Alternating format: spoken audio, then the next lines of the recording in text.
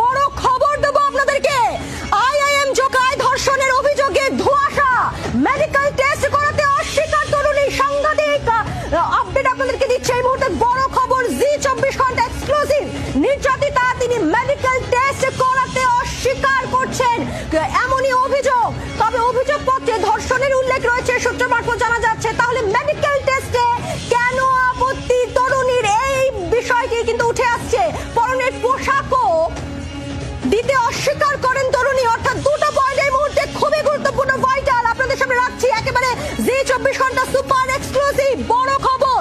নির্যাতিতা তিনি medical test করাতে অস্বীকার করেন এবং পরনের পোশাকও দিতে তিনি রাজি নন। কথা বলবো, পিয়ালি রয়েছে আমাদের সঙ্গে সরাসরি। পিয়ালি, একেবারে বড় আপডেট, নির্যাতিতার আপত্তি মেডিকেল টেস্টে কেন, প্রশ্ন উঠছে।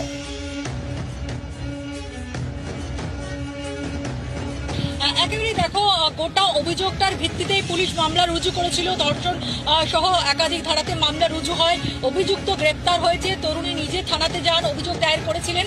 কিন্তু এখন এই মুহূর্তে দাঁড়িয়ে এই মামলাটা একটা অনিশ্চিত জায়গাতে এসে পৌঁছেছে। তার কারণ হচ্ছে, একদিকে কিছুক্ষণ আগে আমরা দেখছিলাম তার বাবার বয়ান। তার বাবা বলছিলেন যে এরকম কোনো ঘটনা ঘটেনি, তার মেয়ে সেই চিঠি লেখেনি, তার মেয়ের শুধুমাত্র ওই লেটারটা লেখেনি, সেখানে শুধুমাত্র সাইন করেছে, তার মেয়ের সাথে এরকম ঘটনা ঘটেনি। এরপরে আমরা আরো যে তথ্য